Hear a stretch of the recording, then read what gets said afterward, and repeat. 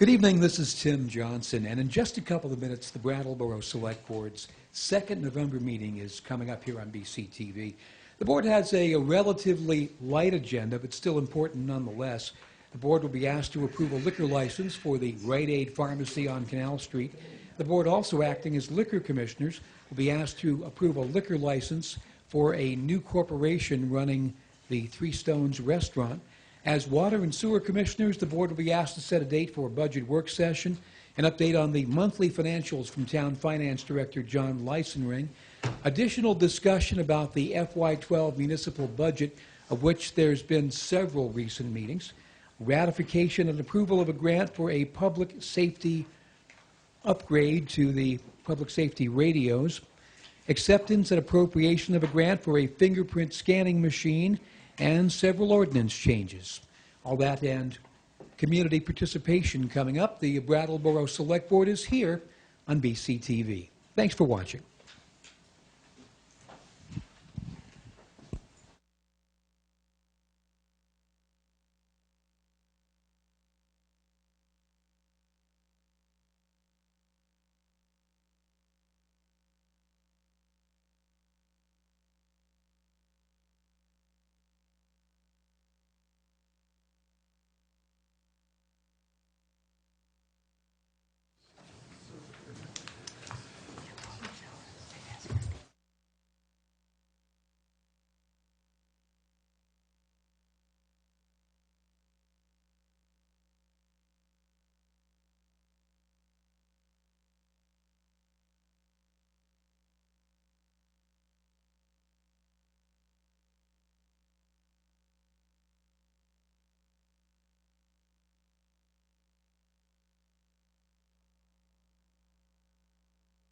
The minutes for October 27th. So moved. And any corrections, additions, deletions? Seeing none, all those in favor of the motion on the floor signify by saying aye. Aye. 4-0. I would move the minutes of Tuesday, November 2nd, 2010. Again, any additions, corrections, deletions?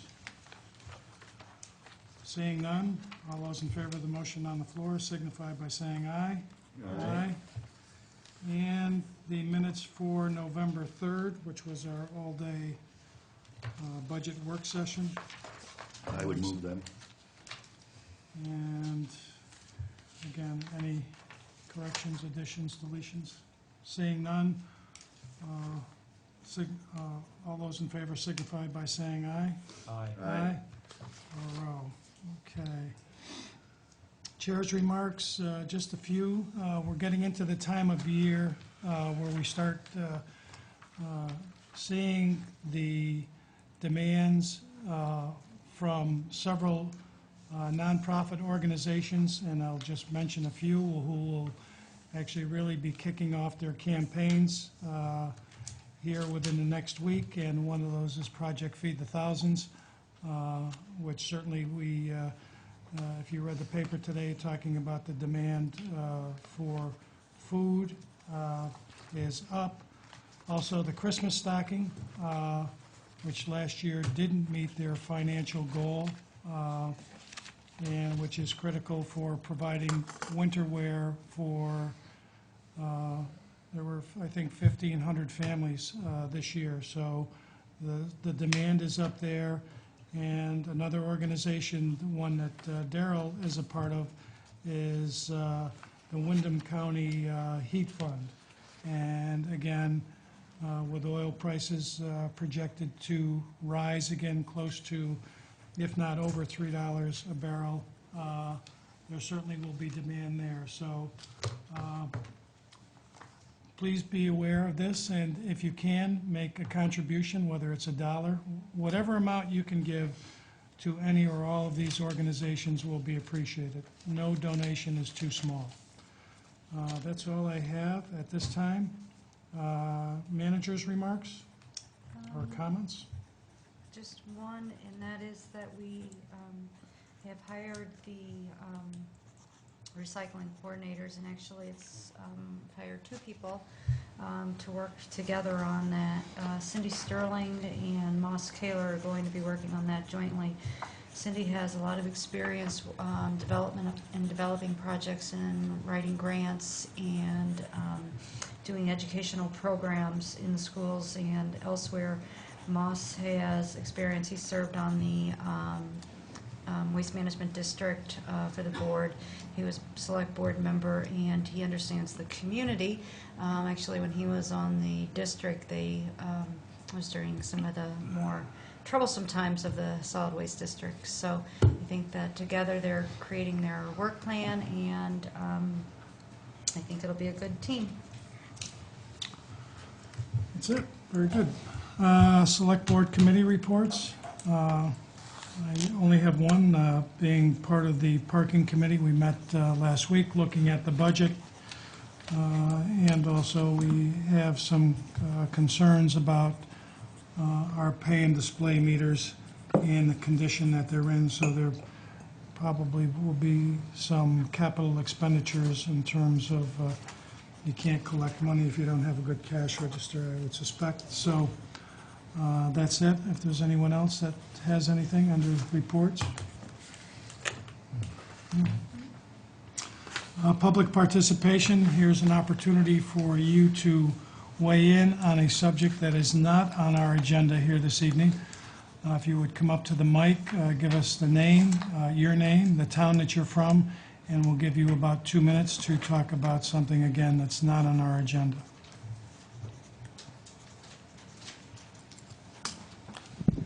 Hi, my name is Julie. I'm from Guilford. Yes. And I just wanted to make a quick announcement. With Peter Shumlin's victory in the governor race, Vermonters everywhere are facing the possibility of seeing 400 people come out of prisons back into their communities. This is a dramatic departure from our current policies in dealing with criminal justice, which already project a 23% increase in our incarcerated population by the year 2018.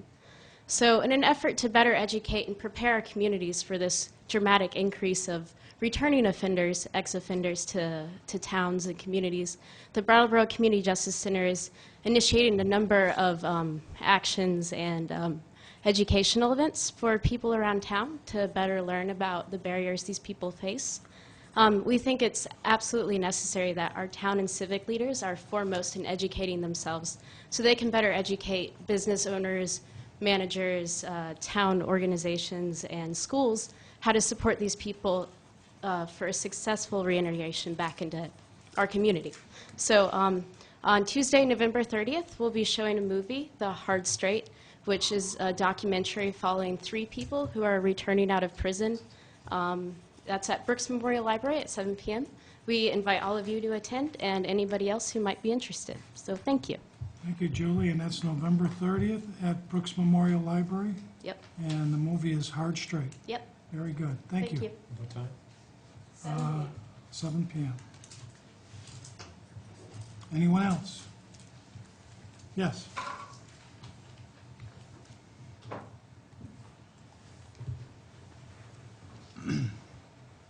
I'm Elizabeth House. I don't know. I read the papers. I read the papers. I follow the political movements, the elections. And when we got to the end of the election and counting the ballots for the next governor, we had out of state ballots to count. I don't know for sure. I'm wondering, is it possible to request a recount for the state of Vermont for the elections for the governor from the ballots?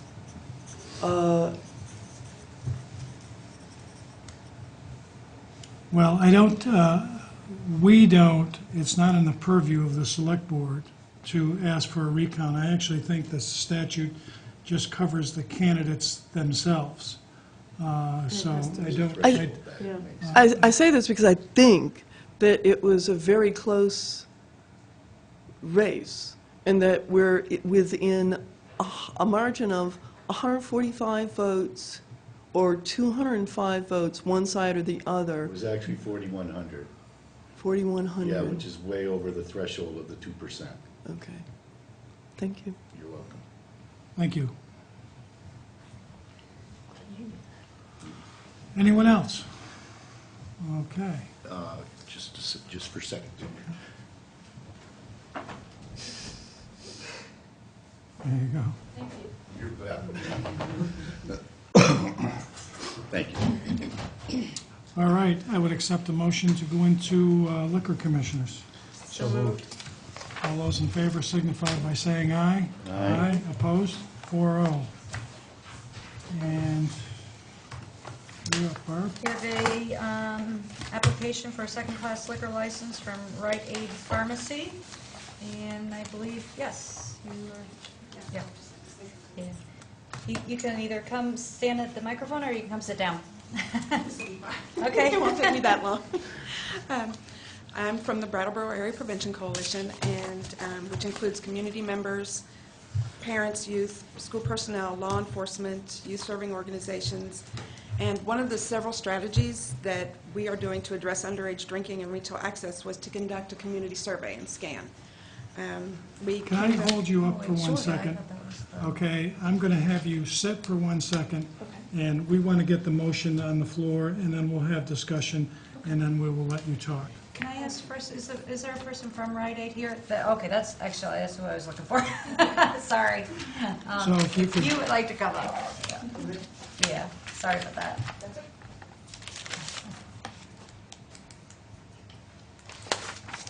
Do you want to introduce yourself, Dawn? Is that- Yes, my name is Dawn Wright. I'm the manager at Canal Street. You are looking for, you currently have a tobacco license, and you're requesting a second-class liquor license, correct? That's correct. And I would accept the motion. I would make a motion to approve the second-class liquor license to Rite Aid Pharmacy number 10315, located at 499 Canal Street. Okay, now discussion. Go ahead. I'm Terry Daniels, and back in April, we came back to the Select Board and made a presentation about alcohol density. And currently, right now, we have 36 off-premise liquor establishments and 56 on-premise establishments for 92 total liquor establishments, 7 of which are near the high school or middle school already.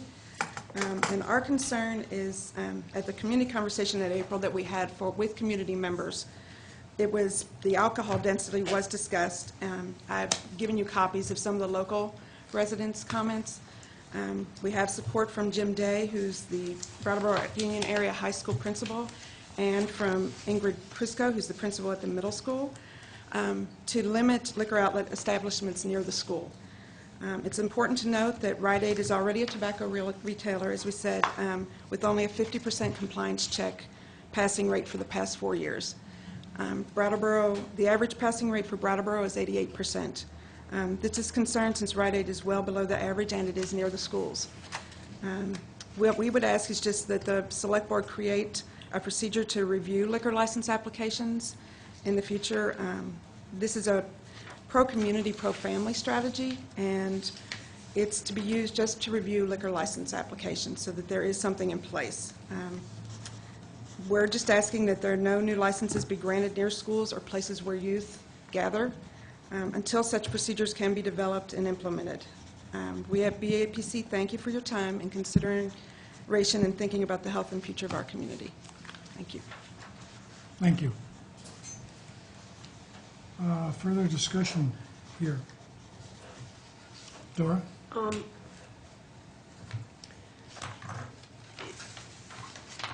Where would we get that information about 50% compliance? Because It's on the DLC, the Department of Liquor Control website. And I went back through the last 4 years and checked. Yeah, was that part of the report It that wasn't you... part of our scan because we did alcohol establishments, so I looked it up. It wasn't because we only did alcohol at the time, but since they're a tobacco retailer already and they're looking for the liquor license, that was the available information. It's under the Department of Liquor Control under enforcement and compliance checks. All the information I could find only went back to 2007. So those were the 4 years, and they passed 2 compliance checks and failed 2 compliance checks in that time. They had 1 per year. We passed our most recent one. I am the manager there, and policies throughout the company have been tightened as far as screening for the correct ID and that type of thing. Our registers are set up so you cannot sell alcohol or tobacco without inputting the date of birth of the person from their ID. And we don't even do the math in our heads. The machine tells you whether or not it's a good sale. I'm not going to vote for this evening, and it has actually nothing to do with the report that was given us. At some point, I have said this before, Uncle, it seems that every store in our community wants to sell tobacco and alcohol, and is becoming more and more prevalent. And because you're not standalone alcohol and tobacco stores, you know, it helps you. It really doesn't hurt you. It's not like you're cannibalizing each other. It's more of a convenience factor. Someone's in your store, they'll get it there versus go to the store next door. And at some point, you just have to say, wait a minute, you know, I go to the pharmacy, I want the pharmacy. I probably should have taken the stand before, because I know your competitor I approved one for your competitor across the street. So I really have mixed emotions about where am I going to stick my fork in the road in terms of voting for this. Okay. My feeling is that this might pass, although I haven't talked to anybody here. But for me, I'm not going to support this. And it has nothing to do with Rite Aid. It just has to go with, you know, we just have so many establishments within our community selling beer and cigarettes that, you know, I've drawn my line in the sand. So, Okay. so all those in favor, is there any other comment?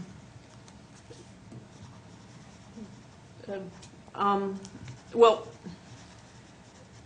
I, you know, certainly, from a fairness standpoint, you know, if both Walgreens and Price Chopper are allowed to sell, I don't see, you know, from a fairness standpoint, telling one business that they can't. I don't disagree The concern I have is the compliance issue, and I understand that you're saying that you've instituted better policies, and you know, the question I have is if we're passing this, what are, you know, should we put something, you know, or can we put something on it requiring, you know, better, you know, I mean, we have done it before, that's what I'm saying. We've done it for, at least for the bars, but, you know, I'm wondering, yeah, I'm wondering like what we can put on it, or what should we put on it as far as requiring compliance and how that gets checked. And The issue of compliance is really under the Department of Liquor. yeah. Come down and shut them down. I understand that. If this but- is passed, and then when they reapply in March, you will see if they have had any violations. And then at that point, I think that we do have, it's under our purview to put any conditions we want. And so if you wanted to make sure that they had registers that automatically checked and took, as they said they have in place, that you wanted to have that as part of the alcohol license. I mean, you're putting an expense on the business, but also you have a device which takes the human error out of it. Not that machines don't, but because they've said that they have changed their registers to do And this. most of all, it comes down to how I train my people to use the equipment. That's right, So it's only as good as the training they get. that's right. But that's true of any business that sells alcohol or beer that And I has that don't system. disagree with what Dora's saying. I mean, I'm really stuck between a rock and a hard place because, you know, I know a couple other pharmacies actually that sell beer. And so I go, okay, well, I feel guilty, I'm going to support this, but at this time, right now, I'm not going to. Yes, sir.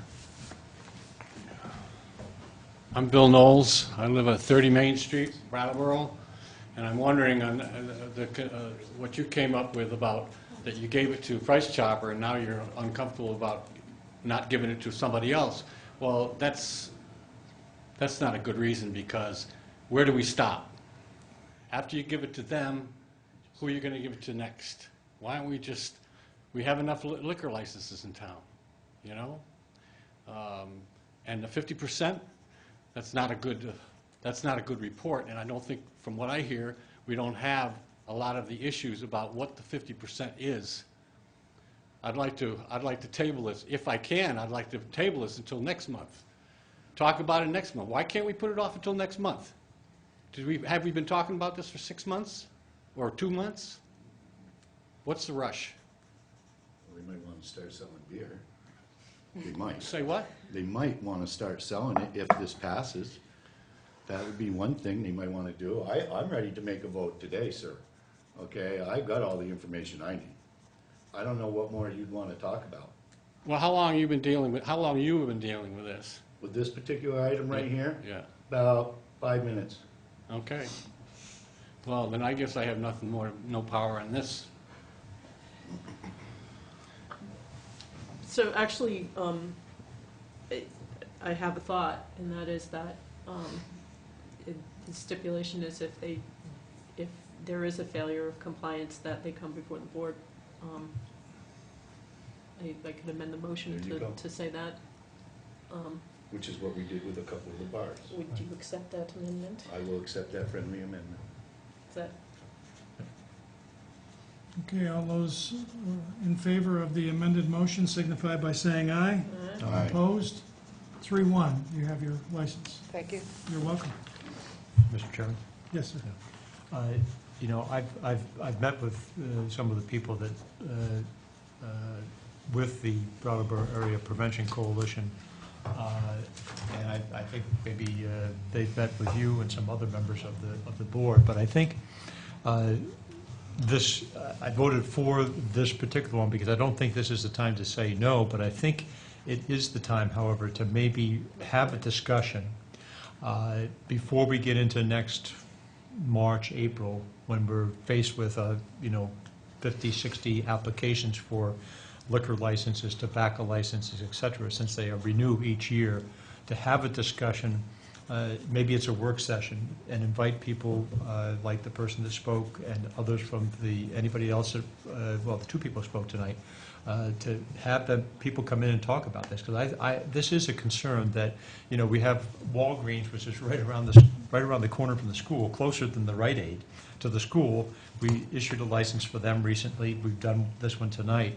And I'm not prepared. I think we ought to have, fair warning, adequate warning to people. Look, this is what we're going to do. We're going to have 50 liquor licenses, That's or what I do. 40, or whatever the number is. If that's what we're going to do, I'm not saying that's what we should do, but we're seeing more and more evidence of what happens when we have more places around. And I think maybe a work session on this, before next March, when we're faced with application after application after application for these licenses, does make sense. So. And I agree with that. And can I just say one thing? Sure. And it's for the gentleman. I didn't want to be rude, sir, but on this one right here, I looked at it, and I have a report here. I read it, and to me, it looked as good as every other one I've approved. I've been doing this for a long time, so I don't want you to think that it's just a 5-minute deal and I do it. I have been doing these a long time. I look for certain things. I take into consideration what Terry says, but I also look at the chief's report, and I also look at the business that I'm dealing with. Plus, I know the lady that is now in charge. I think she will do a fine job. So I just don't want you to think, sir, that I was kind of blowing you off. I was just being honest. I looked at it for 5 minutes, and I'm ready to make a decision. That's all. And I appreciate you explaining what happened, because I had a feeling that that's what happens to a lot of people when they come to the board meeting. They get pushed away, they get pushed out the door. Well, I wanted you to think that, sir, I wasn't trying to do that. No, I'm glad you explained yourself, and I'm glad you said what you said about discussing this, about the rest of the more oncoming liquor licenses that we have in town. Well, hopefully you'll hear about that because all our meetings are published in the Yeah. paper, et cetera. I'll hear. And you and other people will come and talk to us about what you think. I mean, we need to have the public input as to whether there should be a limit or not, and if there should be, why. Yes, You know. that's what the public wants. From what I hear, that's what the public wants. Thank you very much. Thank You're you. welcome. Okay, we have another request for Three Stones. It's a request for a first-class liquor license for Three Stones Incorporated on Canal Street. They had a first-class liquor license since December of '09. They recently incorporated because of the change of the ownership essentially, because they went to a Corporation. They have to have a new liquor license. They were unaware that they needed a new one, and they are actually currently now not selling beer or wine until they have it reissued by the state, which first requires approval by this body. Okay, so I would accept the motion. Mr. Chairman, I move to approve the second-class liquor license for Three First Stones. class. Pardon me? It's a first class. First-class liquor license for Three Stones Restaurant located at, I forget what Canal Street is, what number is it? It's on 105. 105 Canal Street, Brattleboro. Discussion? Seeing none, all those in favor of the motion on the floor signify by saying aye. Aye. Opposed? 4-0. I think that the suggestion is made to have a work session to discuss the density liquor licenses, and I think the chair suggested possibly in January, so it could be done prior to the renewal. But it does bring up the difference.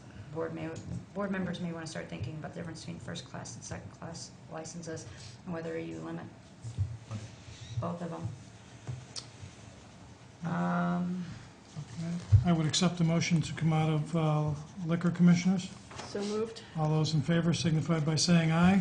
Aye. Opposed? 4-0. I accept the motion to go into water and sewer commissioners. So moved. All those in favor signify by saying aye. Aye. 4-0, and setting a work session, Barb, here, and talk a little Yep. bit why. Well, there are multi-purposes for the work session. One is we do have the budget for, draft budget for FY12 done.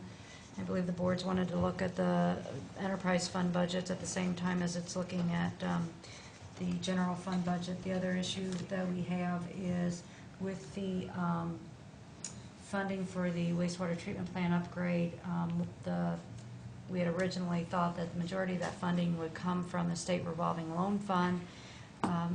The state then put a $4 million cap per year on funds. That then changed how we were going to be funding then this project, and we ended up using recovery zone bonds. Recovery zone bonds are at a very favorable rate, not as favorable as the revolving loan fund, but still very favorable. I believe it was a 2.8 or 3.8. Well, we haven't sold the bond yet. They're estimating about 2.9. About 2.9. Big issue is the repayment. Right. The issue is state revolving loan fund money is paid back 2 years after completion of the project. Recovery zone bond money is repaid immediately as soon as the bond's taken out. You start repayment. That drastically changes our projections for, it obviously decreases the number of years that we have to build up a surplus to start then paying back that bond. We've run, John Leisenring has worked with representatives from Hoyle Tanner to refine the pro forma for the financing of this project, and the board's going to want to look at that because we are now faced with some difficult decisions. So, should be fun. So, It is an important discussion, and that the board needs to have. And there are no simple answers to this. Will we have that spreadsheet that we had? We actually We'll have that ready available now. so we can Mhm. change as we go along? Yep, we have that now, ready that we can review with the board. We, as the board's aware, we've had our annual audit that has been going on, and John and I took some time to talk with the auditors about this, and they kind of had a split opinion on how to deal with the repayment. It was there were two auditors we were talking to. One of them saw some other options, and the other one didn't. So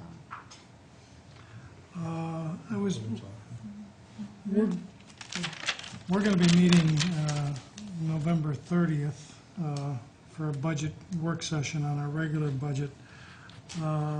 If you would look at your calendars and see if Wednesday the 1st and/or December 6th, which day is better for people.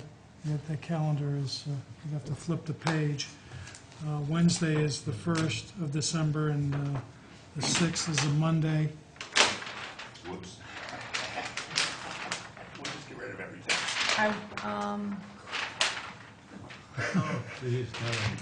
The trasher. I didn't realize I was so strong. I don't think I'm here on the 6th. Okay. I may be here later in the day, but I can't remember. Well, we would probably do that later in the afternoon anyway. But if you can get back with Barb, which day works, So either The the 6th or Wednesday, the- the 1st or the 6th. or the 6th. Because I think it's important that we get on that sooner rather than Right. later. That would be a 4 o'clock meeting. Probably at 4 o'clock, 4 o'clock meeting.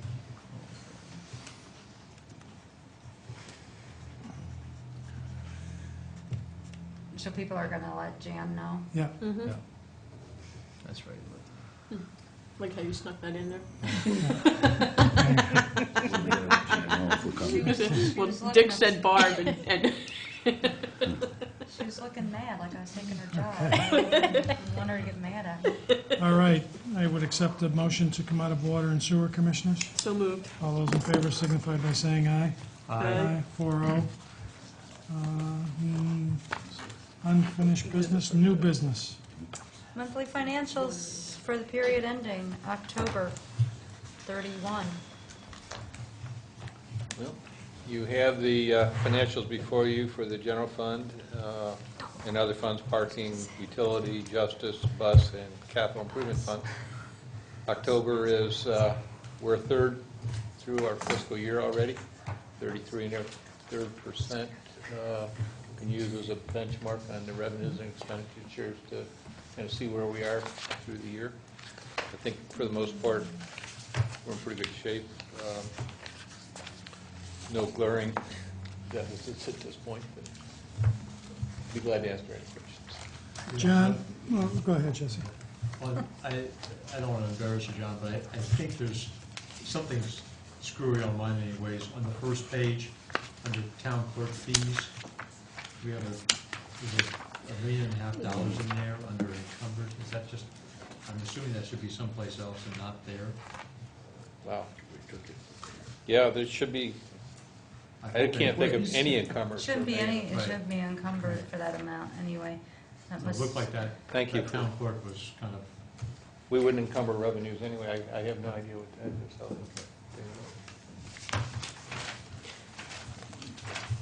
Dora? There's a couple of places where there's lines through. That's the Is that copier. just a copy? Yeah, okay. Jan's going to fix it. John, on page 8 of 18, bonds and notes, highway grader note, and it has budgeted 0 and actual 35,872. yeah, I think there was some confusion on the notes and whether that was a. We only have the one note, and I don't remember if it's a loader or a grader at this point, but you see in the letter note, there's 42,000 budgeted and nothing paid, and so it's one or the other. I'd have to go double check. I noticed, I have that asterisk on mine as well to review. It was applied to the wrong line. It was either charged to the wrong account or budgeted to the wrong account. I'm not sure. Okay. We'd be paying that all of that whole sum at one time. So, okay. Anything else?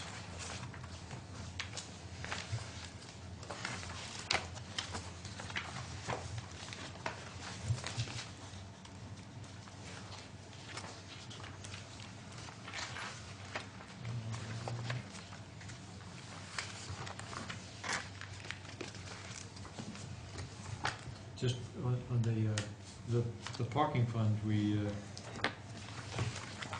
have some issues there, obviously, in terms of the expenditures over revenue. And in the benefits column, it's, a little over 54%. Is that because of overtime? No. No? No. I think it's, I don't think the benefits are being split appropriately. But I have to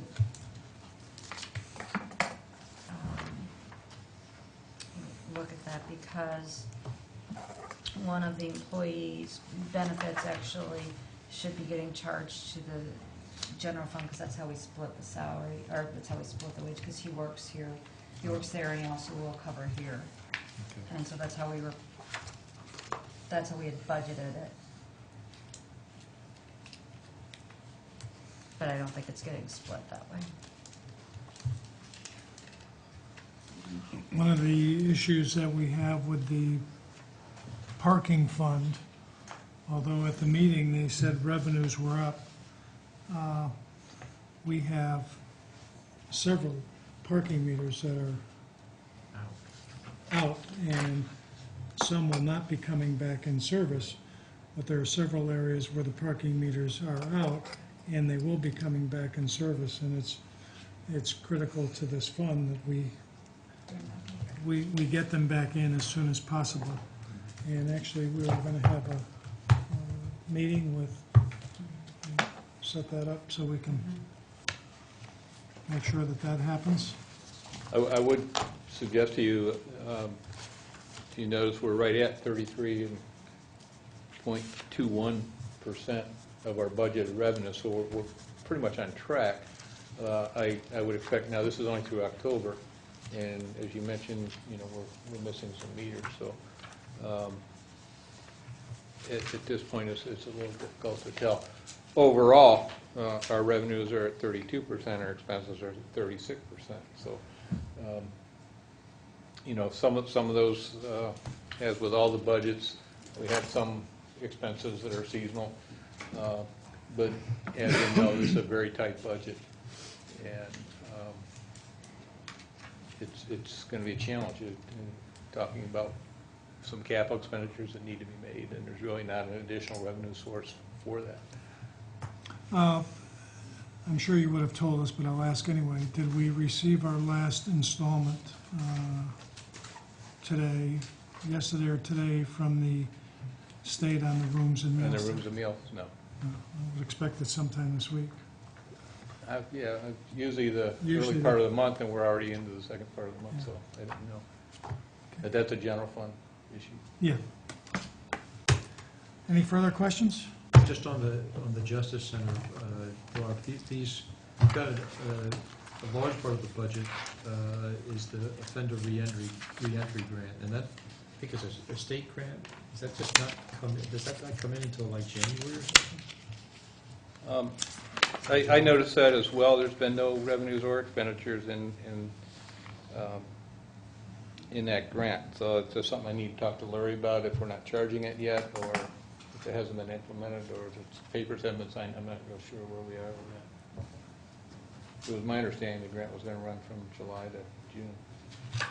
One of their grants is a federal grant. Okay, It's in then it wouldn't October. start until October. One of them's in October. Okay, that would probably be this one. We Still should have And one some. of them was just changed, so we'll have to. Yeah, we'll ask Larry.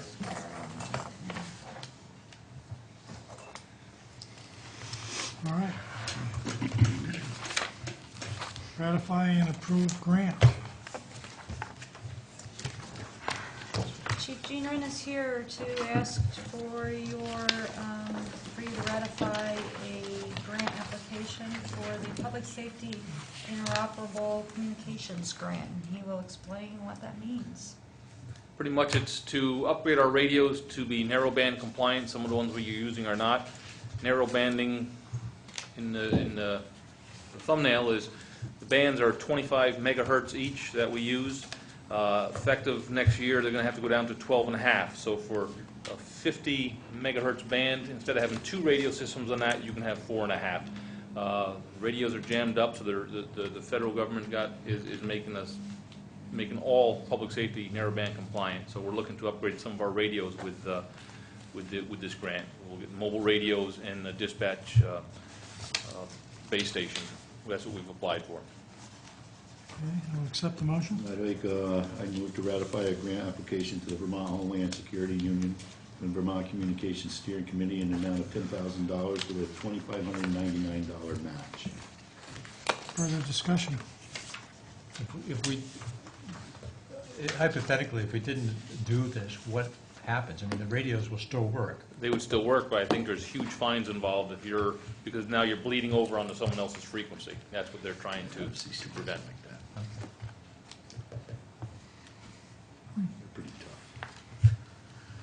Further discussion? Seeing none, all those in favor of the motion on the floor signify by saying aye. Aye. Opposed? 4-0. And I did make a little mistake there, Barb. Yes, you did. Need to talk about our FY12 budget. Yeah, I was wondering about that. I thought we just kind of skipped that. Oh, I figured Barb wanted to get out of here. She was on the clock. FY12 budget. Want Do I can do a speak, or do you want to speak? to go back? Just sit there. Don't say anything. You can't. Well, the board has had several work sessions, one on Monday, and actually we are getting closer. We're hoping that we're going to finish up possibly within the next 2 meetings. The all-day work session that Jesse implemented last year, I think, has been beneficial. We got quite a bit of work done on November 3rd, that all-day work session. And even though it is a long day, it certainly takes the place of several meetings. And from that standpoint, our budget is up this year at this point. We're certainly not finished. We're up about 3.8%. I didn't actually look at the percentage, to be honest with you. John, do you have a number off the top of your head? I figured. yeah. I'm sorry, what was? I was thinking that we're up about 3.8% in our budget, operating budget for next year at this point, which means absolutely nothing. Yeah, I hadn't calculated the percentage on it. As always for us, the biggest expense is, again, that hits us the hardest is healthcare, payroll, contract raises, and our capital. Our outside revenue sources are limited. The biggest outside resource that we have is actually our rooms and meals tax, which brings in about $303,000 a year. That's that 1%, and the town garners about 65% of that 1% that's raised. The other money goes to the state for collection and programs that they run with it. We are looking at an addition of personnel that we have been talking about, but not approved yet. And certainly, again, the capital plan which for us, this year and in the last few years, the board has really treated the capital plan with the due diligence that it hadn't been in years past. And so we have a good plan in place, but it's also very expensive. And so each year we're faced with making decisions, want versus need, versus should we have it, do we need it? And the board has had some healthy discussions about the capital plan, and I suspect we'll continue to have a few more healthy discussions before we finalize that. And I guess I would ask any other board members or Barb to comment further on the process that we've had or concerns that you see. You did a pretty good job of summarizing.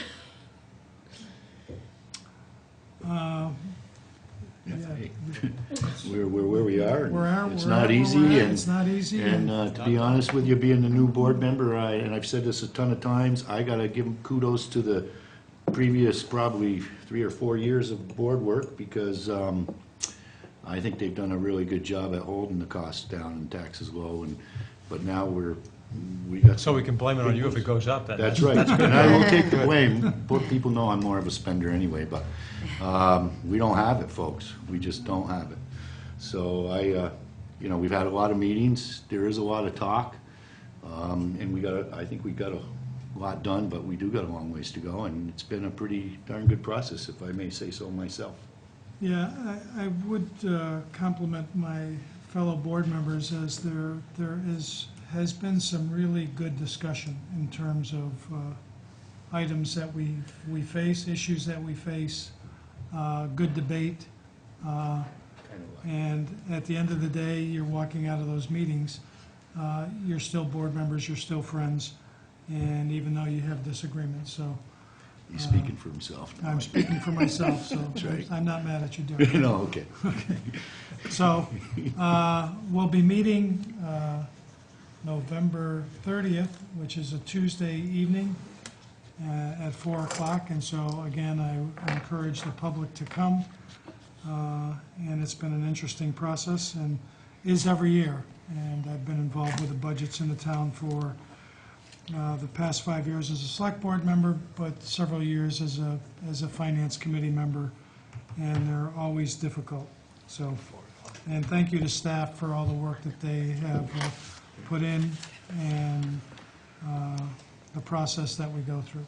So, I think you raise an interesting issue there. Is there a finance committee? Do we have a finance committee? no, I every know we're year. supposed to have one under our charter, but Under our charter, we are supposed to Dick have was a one. member and- of one. And it was a committee of one year. Yeah, you took a beating up there at town meeting. I've taken a few quivers over my lifetime as either a board member or a finance committee member. But each year, the moderator certainly right. speaks to try to get volunteers. And certainly, the finance committee, I've always felt, I don't think they've ever had a recommendation pass that they've, and so the fruits of your labor are few and far between, and, but they provide a valuable service. And even though 100% of their recommendations have failed, I still think that they do a valuable service in terms of what they talk about and issues that they raise, so. Well, I have to say that I don't think 100% of their recommendations have failed. When they were actively working a couple of years ago, it never came to the floor at town meeting, but there were a lot of things that they brought up in the meetings that we took to heart. Well, and, yes, I mean, from that and some standpoint, we yes. agreed with them. So, I mean, the process, I think, was a little different that year than it had been in the past. The finance committee in the past had sort of worked on its own, then gone to town meeting and made recommendations and had them fail. And I would hope that the board would work with the finance committee in the way that we did a couple of years ago if we were to get one. And we're still looking for volunteers, so if anyone would like to be on that committee, It's not too late. It's never too Not late. too late, It really. is never too late. Just to be clear, if you are interested in serving have to on the get 'em. finance committee, it's actually the moderator that Call Tim. appoints Tim those. Johnson. Or Tim No, not Tim. O'Connor. Or Tim O'Connor. Tim If Johnson. you can always call. Or Tim Johnson. Call the town manager's Well, he's the office, moderator, but it and we doesn't can get your information to the moderator, Tim O'Connor.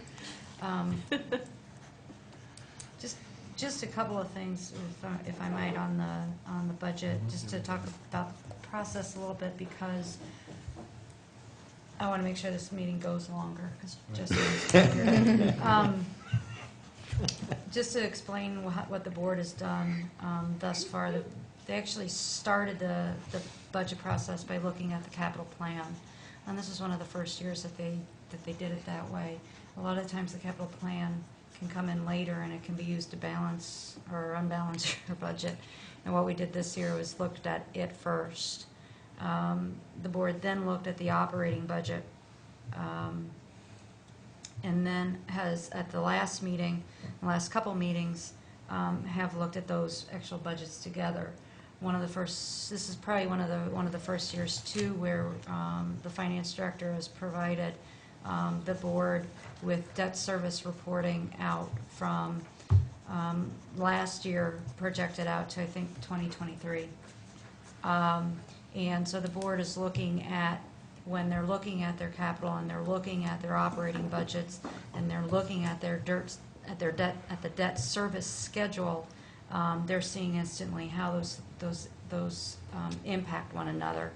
And I think it's really important for people to understand that, to know that kind of the depth of the review that's given, and that the board is acknowledging how these are all integrated and interrelated.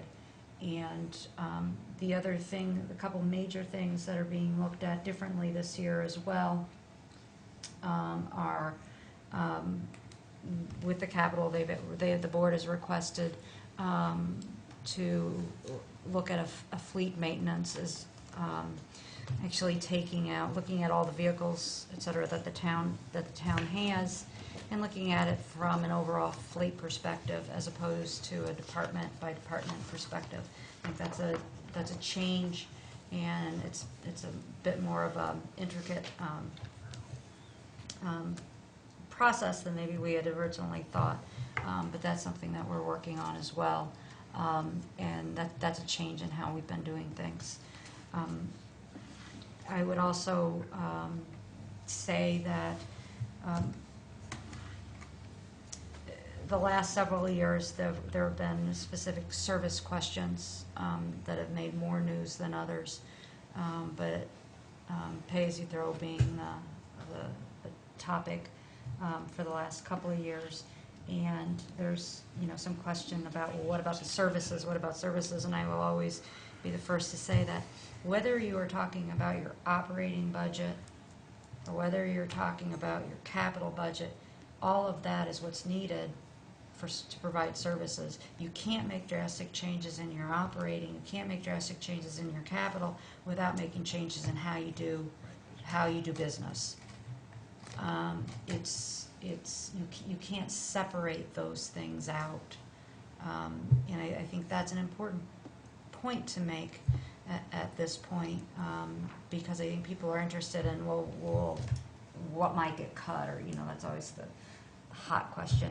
And I think that we just need to be cognizant of the fact that everything we do is service oriented.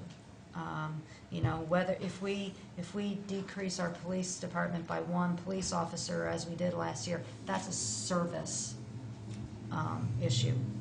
And I think the board is really looking at the operating, looking at the capital, looking at our debt services, and looking at services all together. And I think it's a big job. And I wish there were a finance committee. I think nobody appreciates a finance committee more than the staff and the board, because it helps to have other people involved. And thus far, I think we've had no one from the public at any of our public meetings, and I hope that changes. John? Yeah, if I may add to that, I'm glad Barb made that comment, because I wanted to comment on my experience with the Finance Committee, to say, that none of the recommendations were really approved. I thought the first couple of years I was here, up until last year, quite frankly, the budget, or the Finance Committee was very involved in working with me and Barb and the staff through the whole budget process. And so, you win some, you lose some. They didn't get everything they want, neither did staff, and probably neither did the board. But it was a good process, and I do kind of miss that public input from the Finance Committee. Is the only public input we've had, until you have a public hearing, but at that point the budget is pretty much done. And it's good to have the public understand and sit in on budget sessions, and everybody thinks they're boring, but that's the most important thing. I'm a finance director. To me, that's the most important thing you do, is pass the budget, because all of the other operations of the town depend on that budget being passed. And so I think public participation is something that I'd like to see encouraged by the board at their meetings. Thank you. Okay. D, accept and appropriate grant. Did it. No, this is a new one. No, This is the MorphoTrack fingerprint Oh, scanning yeah, machine. that's right. You guys approved this grant application. The grant was awarded, and now Chief Wren is here to say appropriate the money so I can spend it. And Jean, This is very quick. Jean, you're sitting up there, so say something. It's a MorphoTrack fingerprint scanner. We applied for this grant because of our crime statistics and our successes. That's one of the criteria they use for evaluating that, and we've been awarded the fingerprint scanner. And this will allow us to push that out from the capital plan a number of years. I would accept the motion. Mr. Chairman, I move to ratify grant application. Yeah, no. See, that's why I didn't do it, Jesse. Yeah. We This don't have was that one. added. Yeah. You're asked, the board is asked to accept and appropriate a grant for a MorphoTrack fingerprint scanner in an amount not to exceed $28,190. Because we just did this last, 2 Yeah. weeks ago, didn't we? I think. You're- Where we, You approved Approved the the application. grant application. Now the board is No asked items to been accept and appropriate a grant in the amount of $28,190 from the state of Vermont for the purchase of a MorphoTrack fingerprint scanning machine. so moved. Okay. All those in favor Let's of see the, John do that, okay? Yeah. Let's just say- let's just- all those in favor of the motion on the floor signify by saying aye. Aye. Opposed? 4-0. Okay, Thank you. thank you. Thanks, Chief. Ordinance changes, the board is asked to make just a few changes in the Chapter 11. This is a business license and permits. Basically, this is all with regard to the annual business license that's being started, as we've now been going for the first time through this process of getting the letters out, getting ready to get the letters out to the people with regard to the business license. Realized we needed to tweak this a little bit. One, although there's several changes in here, there is actually, they all kind of go sugar down to two different things. One is that the date would change, that the license is to the date of, first day of December. It had been April, and that's because we want these licenses to go on a calendar year. The other is that the select board had been the granting and authorizing body, and we're asking them to change that to the town clerk or the town manager, in that we're going to be looking at probably, between 900 and 1,000 licenses. We probably thought it would be better if it would be the town manager, the town clerk. Jesse? Yeah, on the Article 1, Number 2, where it says it says the first day of December, I would think we want to change that to the last day of December, so it runs for a full year. If it's going to run for the Yeah, calendar year, it's wouldn't it run from January 1st Right. to You're right. last day of December? Dora? And then, I guess, just in these others where we deleted the select board and substituted the town clerk or town manager, is that correct? Yes. Okay. Dora? Well, just so I know, what's the reasoning behind having it be the calendar year as opposed to the budget year? For the purposes of when it's easiest to renew that many licenses. I kind of figured that's what the reason was, I just. Yeah, it's just with regard to when is really the easiest time. You can't do it around elections. And those letters are going to go out. Yeah, do you remember when? The first part of December, First part of December. we'll have a December. media, we'll send something to the media to get it out, and then we will follow up with letters to business owners And it's a $50 fee, correct? Yes, for the year. $50 for the year. This is in, a couple of reasons, again, just reminding people of the idea of the business license. Currently, we had not had a business license. The idea is to collect information for, going back to kind of the health and safety with regard to the actual application, contains information, a number of employees, types of chemicals, et cetera, that might be kept on the premises, type of business, so that we know kind of what businesses are operating in town. And that information then, these will actually be completed through the people forms, which is part of our GIS system. And so it'll all be automated, and we'll create a database with the information, and that is then will be able to be shared with the fire department, the police department. It's the one place where we'll have for keeping emergency contact information for businesses, number of entrances, square footage, those types of things. It will also be used for people to document if they have $5,000 or less of business personal property, it will exempt that first $5,000, and this will be the form then that actually formally states to the town that business personal property is under a $5,000 value, and will allow all businesses to receive the $5,000 first $5,000 exemption for business personal property. So some of this would advocate our responsibility, because some of these would be coming before us. Now they won't, they'll go before you or the town clerk, it looks like. No, these would not be, none of these would have been coming before you, because this is actually a new license. Yeah, but let's look at the, under vendors, it shall be submitted to the town clerk for approval by the town clerk or town manager. That's being substituted Oh, by that is select true. board, right? Yep, you're right. Yeah, So we won't vendors have are. to deal with some of these licenses anymore, Right, or any of true. them. Okay. just so we're Sorry clear. about that, yep. Yep. She slid And so we're going to fill these forms out online, and then they would have to send in payment, because at this point... They'll you- print up the form and submit they'll put the information in the form, they'll print it up, it'll actually be generated, and then we'll actually then have the payment in the form at the same time, and that'll be our double check of the information. We are hoping within the next several months to have the credit card payments available through our people forms as well. And so this will be the only year when we have to do a separate payment. Dora?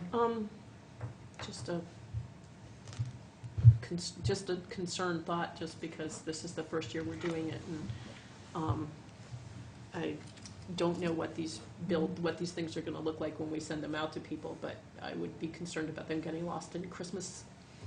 It's a busy time for people getting a lot of mail, and so, you know, in years later, people will be expecting it. They'll know it's going to come. So, but this is something new. So, Right. I mean, I don't know how.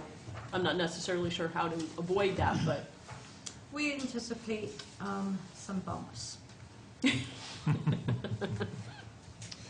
Did you want to mention the kiosk also? Yes, I did. Yes, we did. Another option? Yeah, we are going to have this is also corresponding with the public kiosk that will be set up downstairs outside of the Listers and Treasurer's office.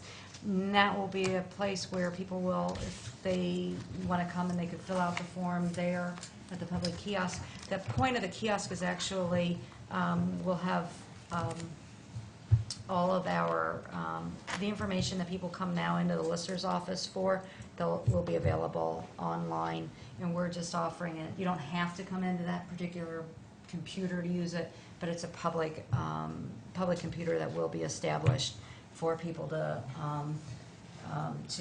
check up on information that they normally would have had to have gone into the Lister's office and asked somebody for.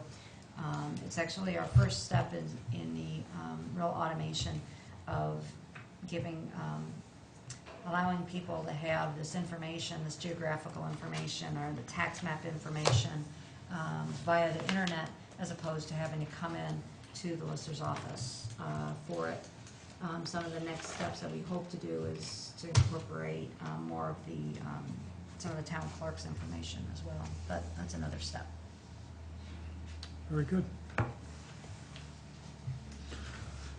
Any other questions here? There's no action required. This is the first reading. One of the things, just to be really quick, is that makes it, sometimes people don't understand some of the complexities of doing things like this and of making tax information available and such, is that people have to realize we're a lot of times working with 3 grand lists. We have the grand list that is being used for our current taxes, and that's the grand list, so if you go to the treasurer's office, that's what they're looking at. You also then have the grand lists that the listers are working with as they're always making changes. And in the grand list, so, you have the grand list, it's changing as properties owners change and that, and as values maybe are changing, but that is actually a separate list from when you go into the treasurer's office. So some of the issues that we have with automation is just, what information are people looking for, and how to make the different types of information available to people. You may be looking for, you may be looking for information that is about the grand list that's dealing with our current property taxes, or you may be looking to see who actually currently owns this property, and getting the lists changed and accurate is it's kind of a bigger deal than probably what most people think. That's exciting stuff. Okay. Correspondence. The board has in their packets the monthly department reports, the report from the Library Board of Trustees. There's correspondence with regard to responsible beverage service training coming up in December, I believe. And then you also have the monthly warrants. Do you have the monthly warrants? Mhm. Yep. You also have the monthly warrants. Meetings. Meetings. CPCC, 5 p.m. November 18th in the Hannah Cosman Room. Charter Review Commission, 6 p.m. November 18th in the Hannah Cosman. Human Services Funding Committee, 6 p.m. November 18th in the Select Board Meeting Room. Transportation Committee, 7:30 a.m. November 22nd in the Hannah Cosman. Planning Commission, 6 p.m. November 22nd in the Select Board Meeting Room. Traffic Safety Committee, 8:30 a.m. November 23rd in the Select Board Meeting Room. Conservation Commission, 5:15 November 23rd in the Hannah Cosman. Thanksgiving Day is observed November 25th and the 26th. All offices except for emergency services are closed. Human Service Funding Committee, 6 p.m. December 2nd at Hannah Cosman. Charter Review Commission, 6:30 p.m. December 2nd, Select Board Meeting Room. Energy Committee, the 5 p.m. December 6th in the Hannah Cosman. Solid Waste Committee, 6 p.m. December 6th in the Hannah Cosman. Town Arts Committee, 4 p.m. December 7th in the Hannah Cosman. Human Services Funding Committee, 6 PM, December 7th in the Hannah Cosman. The next regular select board meeting is 6:15, December 7th, in the select board meeting room. And there is the next budget work session for the select board is November 30th at 4 PM. That will probably be in the Hannah Cosman. And then there will be also another anticipated budget work session, either the December 1st or December 6th, and those will be announced. Dora? Well, I just want to add that Barb announced the Solid Waste Committee meeting at 6 o'clock. This is the first of the quarterly evening meetings that the committee has decided to have.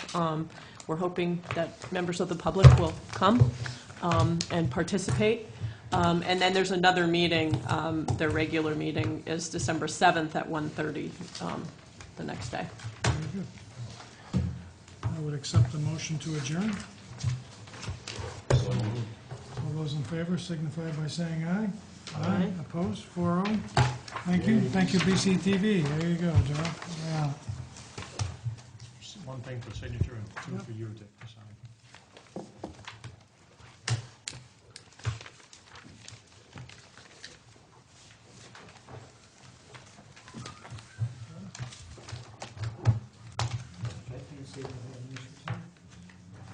What? I can't say whether they have nice result. Isn't that fun? Yeah. Had a couple of questions for you, Dora.